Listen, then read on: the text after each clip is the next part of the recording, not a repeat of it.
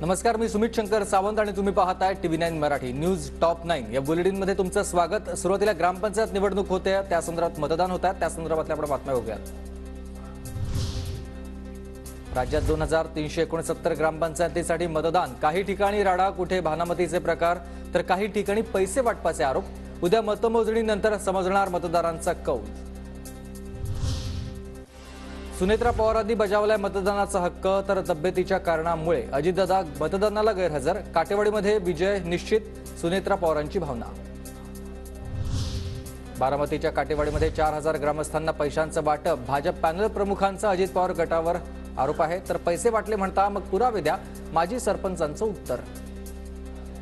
काय आरोप करायचे हे त्यांच्या म्हणजे कोणाला आपण बंधन घालू शकत नाही, पण त्याचे पुरावे काय? कोणी मी म्हणतो त्यांनी वाटले पैसे, त्यांनी 500 रुपयांनी वाटले, असं माझाही आरोप।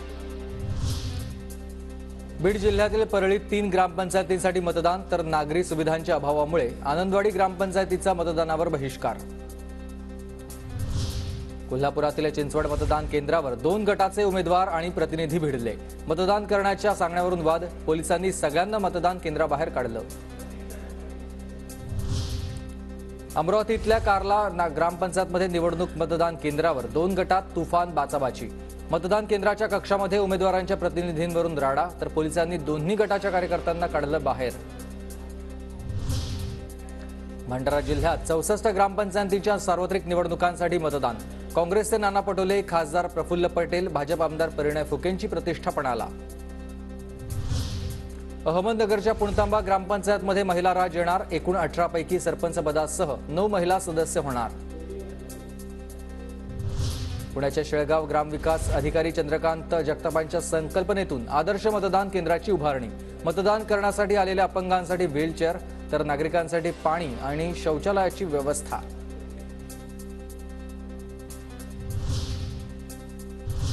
आणि आता आपण दिवसभरातल्या राजकीय टॉप 9 बातम्या बघूयात। एकनाथ खडसेंना हृदयविकाराचा झटका, जळगावच्या गजानन हॉस्पिटलमध्ये खडसेंची तपासणी। गेल्या 2 दिवसांपासून सुरू होता त्रास, पुढील उपचारांसाठी मुंबईत नेणार असल्याची रोहिणी खडसेंची माहिती। झाले त्यांना थोडं अस्वस्थ वाटत होतं, त्याच्यामुळे चेकअपसाठी आम्ही जळगावला त्यांना आणलंय आणि त्यांच्या तब्येतीच्या बाबतीत आम्हाला कुठली रिस्क घ्यायची नाही आहे, म्हणून आता एअर ॲम्ब्युलन्सने आम्ही त्यांना मुंबईला शिफ्ट करतोय। एकनाथ खडसेंच्या प्रकृतीसंदर्भात मुख्यमंत्री शिंदेंकडून दखल, खडसेंना मुंबईमध्ये उपचारासाठी घेऊन येण्यासाठी एअर ॲम्ब्युलन्सची व्यवस्था करण्याच्या शिंदेंकडून सूचना।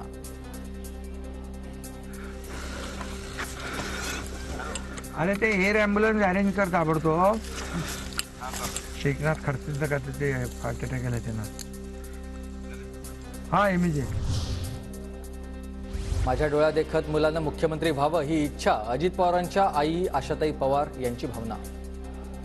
86 आहे ना, त्याच्यामुळे वाटतं मला माझ्या देखतच मुलांनी मुख्यमंत्री व्हावं। आता इच्छा पूर्ण होणार आहे, कुणाच की सांगता नाही। प्रत्येक आईला वाटतं की मुलगा मुख्यमंत्री व्हावा, सुप्रिया सुळेंच्या आशाताई पवारांच्या वक्तव्यावर प्रतिक्रिया। कुठल्या आईला तसं वाटणार नाही, अर्थातच कुठल्या आईला तसं वाटणार नाही। प्रत्येक आईचं स्वप्न असतं आणि राज्यामध्ये सत्ता परिवर्तन अटळ, अजित पवारांच्या स्वप्नासाठी आईची प्रार्थना असेल तर ते स्वाभाविकच आहे, विजय वडेट्टीवार यांची प्रतिक्रिया। दादांच्या स्वप्नासाठी आईची प्रार्थना असेल तर ते स्वाभाविक आहे। आई म्हणून त्यांच्या प्रतिक्रिया निश्चितच अजितदादांच्या स्वप्नाला भरारी देणाऱ्या ठरवत। शेवटी मुख्यमंत्री होणं नशिबावर असतं, अजित पवारांच्या आईच्या इच्छेवर मंत्री दिलीप वळसे पाटलांची प्रतिक्रिया। आंबेगाव ग्रामपंचायत निवडणुकीमध्ये वळसे पाटलांनी बजावलाय मतदानाचा हक्क। माझ्या हयातीत मला झालं तर बरं आहे, पण शेवटी काय सांगतात नाही, शेवटी नशिबावर सगळं असतं। मुख्यमंत्रीपदासाठी अपेक्षा आणि आकांक्षा असण्यामध्ये काही चुकीचं नाही, पण अजितदादांचं वय लहान, त्यांना पुढच्या काळात संधी मिळू शकते, दीपक केसरकरांचा खोचक शब्दात टोला। हे मुख्यमंत्री आहेत आणि निवडणूक ही त्यांच्याच मुख्यमंत्री पदाच्या नेतृत्वाखाली लढवली जाणार आहे, ही वस्तुस्थिती आहे। आणि अजितदादांचं वय लहान आहे, त्यांना पुढच्या काळात कधी संधी मिळू शकते. प्रत्येकाच्या आईला वाटतं आपलं लेकरू मोठं व्हावं, दादांचं वय कमी. मग फडणवीस मुख्यमंत्री झाले, त्यांचं वय काय होतं? सुषमा अंधारेंचा केसरकरांना टोला. तर राहुल नार्वेकरांना कायद्याच्या चौकटीतच काम करावं लागेल, अशी ही प्रतिक्रिया. कमी वयामध्ये फार मोठे मोठे पराक्रम केलेले आहेत आणि वय हाच मुद्दा लावायचा असेल तर मग देवेंद्र फडणवीस साहेबांचं वय किती जेव्हा ते मुख्यमंत्री झाले होते, याचाही विचार जरा केसरकरांनी करावा. अजित पवार यांच्या आईने इच्छा व्यक्त केली तर त्यात गैर काही नाही. सुधीर मुनगंटीवारांची ही प्रतिक्रिया. तर आमदार पात्र होण्याचं कारण काही नाही. या कपोलकल्पित गोष्टी 2024च्या निवडणुका शिंदेंच्याच नेतृत्वात लढणार असल्याचाही पुनरुच्चार. ही इच्छा पूर्ण करताना शक्तीने काम करावं आणि एखादा नेता मुख्यमंत्री होणे यामध्ये किंवा इच्छा व्यक्त करणे यामध्ये गैर असूच शकत नाही. आणि आता दिवसभरातल्या मोठ्या टॉप 9 आपण बातम्या बघूयात. सरकारनं आधी 15 दिवसांचा प्रगती अहवाल दाखवावा. अहवाल दाखवून नंतर जरांगेंकडून तारीख वाढवून मागावी. बच्चू कडूंचं सरकारला हे आवाहन आहे. घाई केल्यापेक्षा 15 दिवसाचा प्रगती अहवाल दाखवा आणि मग तारीख वाढवून मागावा. तुम्ही आताच तारीख वाढवून मागितल्यापेक्षा सरकारनं पहिले आपला प्रगती अहवाल दाखवा, मग जरांगे पाटलांचं तुम्ही बैठक घ्या आणि त्यांना जर वाटलं का चांगल्या पद्धतीनं प्रगती चालू आहे तर ते तारीख वाढवून देईल. 1 डिसेंबरपासून गावागावात साखळी उपोषण करणार. उद्या किंवा परवा महाराष्ट्रातला दौरा ठरेल. जरांगे पाटलांची ही माहिती. तब्येत ठीक आहे, काळजी करू नका. मराठा तरुणांनी तसंच आत्महत्या न करण्याचं देखील हे आवाहन जरांगे पाटलांनी केलंय. प्रत्येक गावागावात 1 डिसेंबरपासून आंदोलनं साखळी उपोषणं सुरू झाली पाहिजे शांततेत. नवीन सुरू जे होणार आहेत 1 डिसेंबरपासून महाराष्ट्राला एकही गाव न राहिलं पाहिजे तिथं साखळी उपोषण सुरू नाही, पण शांततेत. सरकारचं शिष्टमंडळ उद्या भेटायला येणार. टाइम बॉन्डवर चर्चा होणार. जरांगे पाटलांची माहिती. तर प्रकाश सोळंके यांनी समाजाच्या पाठीशी उभं राहावं. आमच्यात काही गैरसमज नसल्याची ही माहिती. आणखी नाव डिक्लेअर नाही झाले, पण उद्या शिष्टमंडळ येणार आहे त्यांचं आपलं ते प्रोसिडिंग आपल्या याच्या संदर्भात, टाइम बॉन्डच्या संदर्भात. अंबादास दानवेंनी छत्रपती संभाजीनगरमधल्या रुग्णालयात जाऊन घेतली जरांगे पाटलांची भेट. आरक्षणाचा मुद्दा अजूनही केंद्राकडे गेला नसल्याचा दानवेंचा दावा.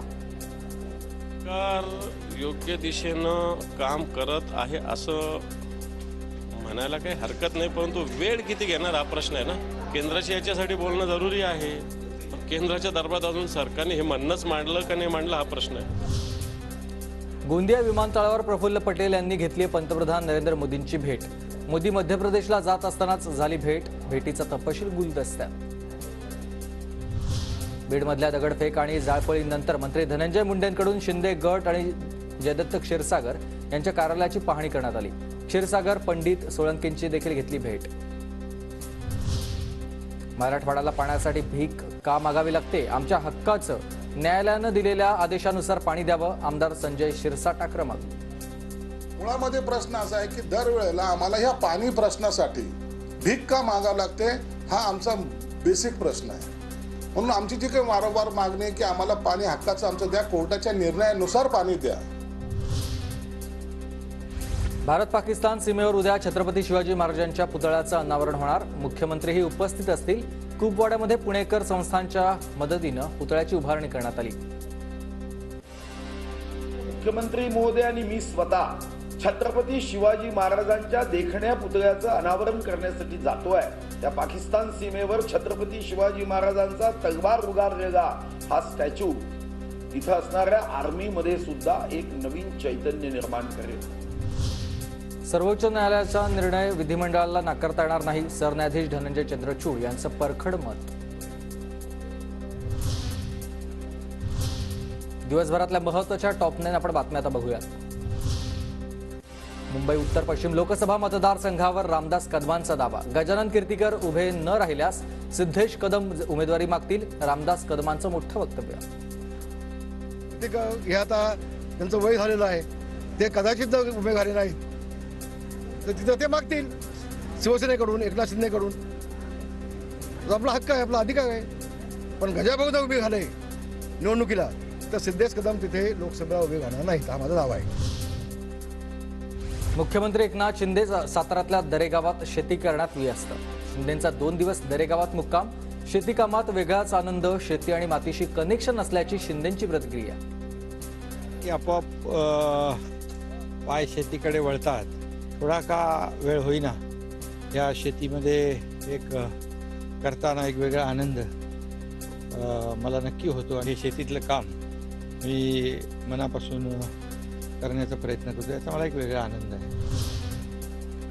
देवेंद्र फडणवीस 25 नोव्हेंबरला लातूर दौऱ्यावर. अनेक वर्षांपासून बंद असलेल्या अभिमन्यू पवारांच्या किल्लारी कारखान्याच्या मुळीपूजनाच्या शुभारंभ कार्यक्रमाला उपस्थित राहणार. राज्य सरकारकडून काही दिवसांपूर्वीच कारखान्याला 50 कोटींचं कर्ज मंजूर. एसटी कर्मचाऱ्यांच्या मागण्या. 7वा वेतन आयोगासह इतर मागण्यांसाठी सदावर्तेंच्या नेतृत्वात संप. विविध जिल्ह्यातील कर्मचाऱ्यांसोबत चर्चा करतानाची ऑडिओ क्लिप व्हायरल. तर एसटी आंदोलनाला आमचा पाठिंबा नाही. एसटी कर्मचारी काँग्रेसचे सरचिटणीस श्रीरंग बर्गे यांची भूमिका. 7वा वेतन आयोग लागू झाला पाहिजे, पण गुणरत्न सदावर्तेंची भूमिका दुटप्पी असं म्हणत सधला निशाणा. असं वाटत नाही की आता याला एसटी कर्मचारी बळी पडतील म्हणून. तो विषय मुळात असा आहे की 7वा वेतन आयोग प्रमाणे वेतन मिळालं पाहिजे एसटीच्या कर्मचाऱ्यांना. पण मला काय म्हणायचं, याच्यामध्ये या वकिलांची जी भूमिका आहे ती दुटप्पी आहे. पुणे विद्यापीठातल्या राड्यानंतर आता आंदोलनं आणि अभियानाला मनाई. पोलीस आणि विद्यापीठ प्रशासनाच्या परवानगीशिवाय कार्यक्रम घेता येणार नाही. राजधानी दिल्लीमध्ये प्रदूषणाचा कहर. AQI पोहोचलाय 476 वर. सरकारी आणि खासगी शाळांना सुट्टी. नेपाळ भूकंपातील मृतांची संख्या 157 वर. जाजरकोटमधील 18,000 तर 1800 तर रुकुममधील 2500 घरं उद्ध्वस्त झाली आहेत. तर भारताकडून आपत्कालीन मदत क्रमांक जारी करण्यात आला आहे. आणि आता जिल्ह्यांच्या टॉपनं आपण बातम्या बघूयात. नागपूर मार्केटमध्ये दिवाळीच्या खरेदीसाठी गर्दी. सीताबर्डी मार्केट, इतवारी मार्केटमध्ये ग्राहकांची मोठी गर्दी. सीताबर्डी मार्केटमध्ये नागपूरसह विदर्भातून नागरिक खरेदीसाठी दाखल. साताराच्या कराड पाटण तालुक्यामध्ये अवकाळी पाऊस रब्बी पिकांना पोषक असल्यानं शेतकरी समाधानी. नांदेड जिल्ह्याच्या नायगाव तालुक्यामध्ये कापसावर लाल्या रोग आणि बोंड अळीचा प्रादुर्भाव. यंदा कापसाचं उत्पन्न घटण्याची शक्यता. बळीराजा चिंतेत. नंदुरबारच्या अखतवाडीमध्ये 5.5 लाख रुपये किमतीचा कांदा चोरट्यांकडून लंपास. कांद्याचे दर वाढल्यानं चोरांची नजर शेत शिवारात साठवलेल्या कांद्यावर पडली. शेतकरी चिंताग्रस्त. जिल्हा परिषदेकडील वित्त आयोगाचा निधी ग्रामपंचायतीकडे वर्ग होणार. निफाड तालुक्यातील ग्रामपंचायतींना सर्वाधिक 80.10 लाख रुपयांचा निधी मिळणार. नागपूरच्या सीताबर्डी मार्केट परिसरामध्ये दुकानाला मोठी आग. अग्निशमन दलाकडून आगीवर नियंत्रण. अमरावतीच्या इतवार बाजारात प्लास्टिकच्या दुकानाला भीषण आग. अग्निशमन दलाकडून आगीवर नियंत्रण. तर आगीत लाखोंचं नुकसान. तात्पुरत्या स्वरूपामध्ये नियुक्ती केलेल्या शिक्षकांसाठी जिल्हा परिषदकडून 2 कोटी 10 लाखांची तरतूद. मात्र ही रक्कम संपल्यानं मानधनाचा प्रश्न निर्माण झालाय. आता मुंबई पुण्यातल्या बातम्यांचा आपण वेगवान आढावा घेऊया. मुंबईतील प्रदूषणामध्ये मोठी वाढ. तर 461 बांधकाम प्रकल्पांना पालिकेच्या लेखी सूचना. नियमांचं पालन करण्याचे आदेश. पुण्यात थंडीचा जोर कमी. पुढील 4 ते 5 दिवस अंशतः ढगाळ वातावरणाची शक्यता. काही ठिकाणी पावसाची शक्यता. दादर मार्केटमध्ये दिवाळीच्या खरेदीसाठी मुंबईकरांची गर्दी. रविवारी सुट्टी असल्यामुळे खरेदीसाठी मोठ्या संख्येनं लोक बाजारात. म्हाडाच्या 388 पुनर्रचित इमारतींच्या पुनर्विकासाचा मार्ग मोकळा. या निर्णयामुळे म्हाडानं विकसित केलेल्या इमारतींचा पुनर्विकास शक्य.